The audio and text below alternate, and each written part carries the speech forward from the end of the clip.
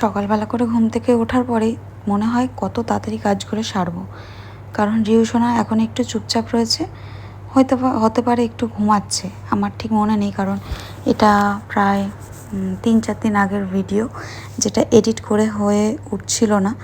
আর ছোট্ট সোনাকে নিয়ে একদমই পারছি না ভিডিওগুলো এডিট করতে। প্রচুর ভিডিও জমে রয়েছে যেগুলোকে এখনও এডিট করার সময় পাচ্ছি না। তো যাই হোক, এই যে ও যতক্ষণ চুপচাপ রয়েছে ততক্ষণ ভাবলাম যে আমি বিছানার চাদরটা গুছিয়ে নিই, আর ঘর দুয়ারটা ঝাড়পোছ করতে হবে। আর আজকে তোমাদের দাদাভাই ওরা আজকে একটু ঘর দুয়ারটা পরিষ্কার করবে। সামনেই যেহেতু পুজো, তো ঘর দুয়ার আস্তে আস্তে একটু ক্লিন করতেই হবে। তো এই তো বিছানাটা ভালো করে টান টান করে পেতে নিচ্ছে। আর বাইরে ভীষণ পরিমাণে রোদ উঠেছে। আর এখনও রিহুর অনেক জামা কাপড় আমাকে কাচতেও হবে, সেগুলোও এখনও কাচা হয়নি। আর একটু বেলা করে যেহেতু উঠেছি, তো কাজবাজগুলো করতেও না অনেকটা বেলাই হয়ে যাচ্ছে। তো এইভাবে চলছে। এভরিওয়ান, কেমন আছো তোমরা সকলে? আশা করছি তোমরা সকলে খুব ভালো আছো, সুস্থ আছো। আমরাও বেশ ভালো আছি। এই কটা দিন ধরে বাপের বাড়িতে ছিলাম, কালকে আসলাম শ্বশুর বাড়িতে। তারপরে এসে দেখছি ঘরের এই হাল থেকে বেহাল অবস্থা।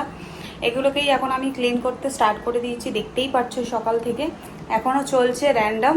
তো চলো বেশি কথা বাড়াবো না, সবেমাত্র এখন একটু ওই কাজ করতে করতে মাম্মাম আসলো। মাম্মাম কালকে আমার সাথে আসেনি, আজকে আসলো। কালকে ছিল টিচার্স ডে, তো সেই কারণের জন্য ও আসেনি। আর আজকের এই যে এখন আসলো, এসে চা করলো, আমি আর মাম্মাম চা খেলাম। তোমাদের দাদাভাই গেছে জল আনতে, তো আসুক। তার ততক্ষণে আমি ঘর দুয়ারটা পরিষ্কার করে নিই। আমার ছোট্ট রিহু এখন ঘুমোচ্ছে, দোলনায় দিয়েছি, ও ঘুমোচ্ছে বেশ। ও ঘুমোতে ঘুমোতে আমাকে কাজ করে নিতে হবে ঝটপট করে। চলো তাহলে।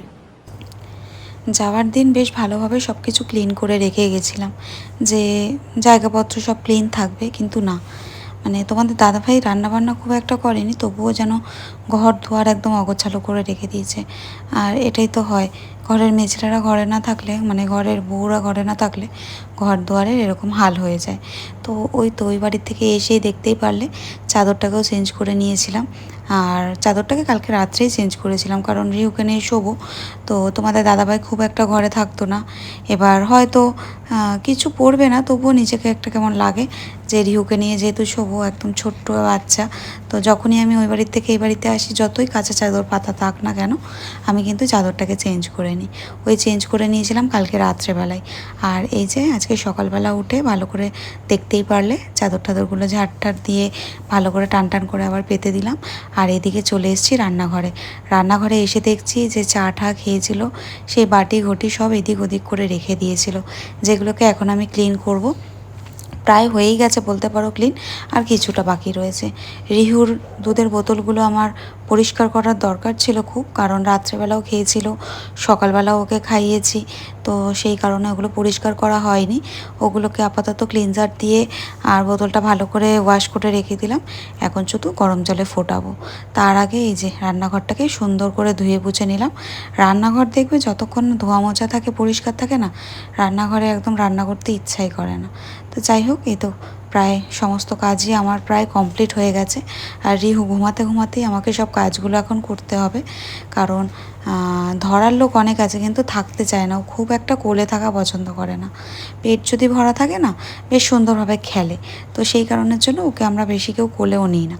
তো এই স্বভাবটাই ভালো, কারণ কোল অভ্যেস হয়ে গেলে না পরবর্তীকালে আমার বেশি কষ্ট হবে, কারণ আমার কোল ছাড়া তখন থাকবে না। এই একটার জন্য ওকে খুব একটা আমরা কোলে নিই না। আর ওইদিকে দেখো মাম্মাম সকালবেলা এসছে যেহেতু ওই বাড়ি থেকে, তো আরও অনেক জামা কাপড় ছিল, সেগুলো ও নিয়ে চলে এসছে। আর মেন জিনিস যেটা, ও সেটা নিয়ে আসেনি, ওর স্কুলের ব্যাগ। আর আজকে যেহেতু কোচিং রয়েছে, তো বললো আমি আবার সন্ধ্যাবেলা যখন পড়তে যাব তখন সব বই খাতাগুলো নিয়ে আসবো। ওইদিকে আমার রিহুশনে একটু খেলাধুলা করছিল, তো আমি মাম্মামকে বললাম তুই বোনের সামনে বস, আমি কাজগুলো এক এক করে করে নিই। এদিকে আমি ঘর দুয়ারটা দেখো ঝাড় দিয়ে নিচ্ছি, এখন আর পুছবো না, কারণ তোমাদের দাদাভাই আজকে বাঙ্কারটা পরিষ্কার করবে, তো তখন আবার নোংরা হবে। এতবার পোছাটা অসম্ভব এখন আমার পক্ষে। তো যাই হোক, আপাতত ভালো করে এখন ঝাড় দিয়ে নিচ্ছি। আর এই ঝাঁটাগুলো আমার না একদম পছন্দ হয় না। আগে একটা ছিল লাইলনের ঝাঁটা, সেটা দিয়ে বেশ সুন্দর করে না ঝাড় দেওয়া যেত। আর রান্না বান্নারও চিন্তা নেই, তোমাদের দাদাভাই রান্না করছে। আজকে তোমাদের দাদাভাই লোটে মাছ এনেছিল, আর একটা বেশ কী মাছ এনেছিল, আর আমি বাড়ির থেকে ভুল করে পমফ্রে ভোলা মাছ রেখে ফেলেছিলাম, তো সেটাই আজকে রান্না হচ্ছে। ওইদিকে করলো হচ্ছে তোমাদের দাদাভাই লোটে মাছের ঝুরি ভাজা, আর এদিকে হলো গিয়ে ভোলা মাছের ঝাল, আর এদিকে তো ভাত বসানো হয়েই গেছে। এই দেখো আমার রিহুসোনা এখানে কিন্তু এখনও ঘুমাচ্ছে। ঘর দুয়ার আপাতত এইরকমভাবে হয়ে রয়েছে, আর এই যে রান্না বান্নাগুলো প্রায় কমপ্লিট। পুজোও দিয়ে নিয়েছি, এবার একটু খাবো। এইখানে শাশুড়ি মায়েদের তরকারি বেড়ে রেখে দিয়েছি, আর আমাদের তরকারিগুলো চলো তোমাদেরকে একবার দেখিয়ে দিই। এটা হচ্ছে টমেটো ধনেপাতা দিয়ে ভোলা মাছের ঝাল, ওইদিকে লোটে মাছের ঝুরি ভাজা আর মাছের তেল। মাম্মামকে এখানে খেতে দিয়ে দিয়েছি, আর আমার রিহুসোনা ঘুমাচ্ছে, স্নান দান করিয়ে দিয়েছি। খাওয়া দাওয়া করে নিয়ে আমি এখানে বসেছি, আর এখানে বাবা আর মেয়েতে মিলে এখন ঘর পরিষ্কার হচ্ছে, যেহেতু সামনে পুজো। আর তোমাদের দাদাভাই অনেক দিন ধরেই বলছিল, মানে তোমাদের দাদাভাই বলাটা ভুল, আমি বলছিলাম এই বাঙ্কারটা পরিষ্কার করতে। প্রচুর হাবিজাবি জিনিস এইখানে রয়ে গেছিলো, সেগুলোকে আজকে সব বাতিল করা হলো। আর আমি তো বসে বসে এখন এখানে ওদের কাজবাজগুলোই দেখছি। প্রচুর ধুলো হয়েছে, প্রচুর আজগুবি জিনিস রয়েছে, যেগুলো একদমই প্রয়োজন নেই সেগুলোকেই ফেলবো। কারণ ভীষণ ছোট ছোট ইঁদুরের উপদ্রব হয়েছে, জানো তো, ঘরের মধ্যে ঢুকে যাচ্ছে, মাঝে মধ্যে বিছানাতে উঠে যাচ্ছে। যেহেতু রিহুকে নিয়ে শুই, সেই কারণে একটু রিস্কের ব্যাপারই হয়ে যাচ্ছে, যেই কারণে তোমাদের দাদাভাইকে ওইখানটা আমি পরিষ্কার করালাম। তারপরে ওই তোমাদের দাদাভাই ওগুলো পরিষ্কার করে স্নান করে অল্প দুটো ভাত আমি তোমাদের দাদাভাইকে খাইয়ে দিয়েছিলাম। খেয়ে দিয়ে নিয়ে ও ডিউটি বেরিয়ে গেছে। আর তারপরে আমি এখানে চলে আসলাম ঘর দুয়ারটা মুছতে। ওই যে তোমাদের সকালবেলা বললাম যে তোমাদের দাদাভাই আজকের কাজ করবে ঘরের, সেই কারণে আমি ঘর মুছিনি। এই যে একেবারে এখানে ফিনাইল লাইজল দিয়ে সুন্দর করে ঘরটাকে পরিষ্কার করে পুছে নেব। ঘর, বারান্দা, রান্নাঘর এইগুলো সব পুছে নেব। তারপরে আমি আর একবার একটু স্নান করব। কারণ কি বলো তো, এই যে ধুলোবালিগুলো কাটা হলো, সেগুলো একদম গায়ে হাত পায়ে লেগে গেছে, ভীষণ পরিমাণে অ্যালার্জি বেরিয়ে যাচ্ছে, যেই কারণের জন্য আমি আবার আর একটু গা ধুয়ে নেব। বাইরে এখনও প্রচুর হাবিজাবি জিনিস রয়েছে, যেগুলো বাঙ্কার থেকে নামানো হয়েছে, সেগুলো এখনও ফেলা হয়নি। সেগুলোকে কালকে সকালবেলা মাম্মাম আর তোমাদের দাদাভাই মিলে ফেলে দেবে, কারণ প্রচুর আজগুবি জিনিস হয়ে গেছে। ওইগুলোকে এই যে ঘরের বাইরে একটা সাইডে জোগাড় করে রেখে দিয়েছি, যেগুলো ওরা কালকে ফেলবে। তার আগে আমি এই যে বোতলগুলোকে একটু পরিষ্কার করে ধুয়ে জল ভরে রেখে দিয়েছি, ডাইনিং টেবিলটাকেও ক্লিন করে নিয়েছি। এখন এই তো এইগুলো করে এখন আর চা খাবো না, জানো তো। আজকের খাবো হচ্ছে একটা ওই যে পাউডার আমি খাই ব্রেস্ট মিল্ক হওয়ার জন্য, ওই পাউডারটাই খাবো। চা একবার খেয়েছি তোমাদের দাদাভাই থাকতেই, একবার খেয়েছিলাম, আর তারপরে আর খাওয়া হয়নি। তখন খুব একটা ভালো করে চাটা খাইনি। তো এই তো এখানে দেখো ভালো করে একদম ডলে ডলে ঘরগুলো পুছে নিচ্ছি। আর ভেবেছিলাম যে ফিনাইল বলছি, এমনি জলে পুছবো। তারপরে ভাবলাম না, ফিনাইল দিয়ে পুছলে গন্ধটাও ভালো হয়। আর যেহেতু এত হাবিজাবি মানে নিচে পড়েছিল, সেই কারণের জন্য ভাবলাম ফিনাইল লাইজল দিয়ে পুছলে কি টাইলসটা চকচক করবে। তো এই তো বাইরেটাতে আজকে আর ধোয়াবো না।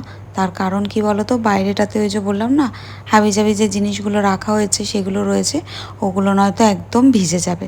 সেই কারণে বাইরেটার মানে জল দেব না। বারান্দার পাখাটাও চালিয়ে দিলাম, যাতে তাড়াতাড়ি করে বারান্দাটা শুকিয়ে যায়, নয়তো পায়ে পায়ে আবার সেই ছোপ ছোপ হয়ে যাবে। আর এই দিকে দেখো আমার যে দড়িগুলো টানানো রয়েছে, সেগুলো একদমই ঢিলা হয়ে গেছে। ওগুলোকেই মানে ভাবছিলাম যে কি করে টাইট করব, কিন্তু আমার পক্ষে সম্ভব না। তোমাদের দাদাভাই আসলে তখনই করাবো। এই দেখো এখানে আমি গা ঠা ধুয়ে একদম চলে এসেছি ওই পাউডারটা তৈরি করার জন্য।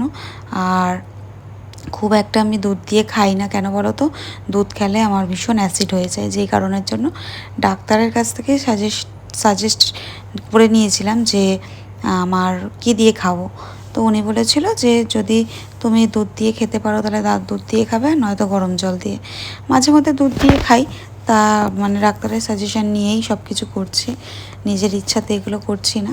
তো উনি বলেছে যেটা তোমার যখন ইচ্ছা হবে তুমি তখন সেটা দিয়েই খেতে পারো। যদি দেখছো তোমার দুধ শ্যুট করছে না, তাহলে তুমি গরম জল দিয়ে খেও। একদিন দুধ দিয়ে খেয়েছিলাম, একটু অ্যাসিড হচ্ছিলো বলে আজকের ভাবলাম যে দুধটা আর খাবো না, এখন আমি এটা খাই, গরম জল দিয়েই করি, তাহলে খেতে পারবো। আর এই তো বেশিরভাগ সময় আমি রিহুকে ব্রেস্ট মিল্কটাই খাওয়ানোর চেষ্টা করি। তো ওই তো ওর জন্যই আমাকে এত কিছু করতে হচ্ছে। তো তো এই যে হাফ গ্লাস মতন দিয়ে নিয়েছি। আর এটার না গন্ধটা কেমন বলো তো, এটার গন্ধটা অনেকটা একদম অনেকগুলো এলাচ যখন গুঁড়ো করা হয় যে গন্ধটা, ওই গন্ধটা। এই গন্ধটা আমার একদম ভালো লাগে না। খেতে কিন্তু ভীষণ মিষ্টি। প্রথম দিন যখন এটা নিয়েছিলাম তখন ভেবেছিলাম কি জানি কেমন হবে, তারপর থেকে দেখলাম বেশ ভালোই লাগে খেতে। এই তো দেখো, এখানে গরম জল করেও নিলাম, সাথে গুলিয়েও নিচ্ছি, একটু ভালো করে গুলিয়ে নিয়ে এই তো এবার খাবো। আর শরীর ভীষণ ক্লান্ত লাগছে, কারণ সারাদিন টুকটাক টুকটাক হয়েছে কাজবাজ, তারপরে এই তো গা হাত পা ধুয়ে একদম শরীরটা ছেড়ে দিয়েছে। মাথাটা চোখটা ভীষণ পরিমাণে যন্ত্রণা হচ্ছিল, যেই কারণে চশমাটা পরে নিলাম। খুব একটা পরি না চশমা, ভালো লাগে না। তো যাই হোক, আজকের এই ভিডিওটা কীরকম লাগলো অবশ্যই কমেন্ট করে জানিও।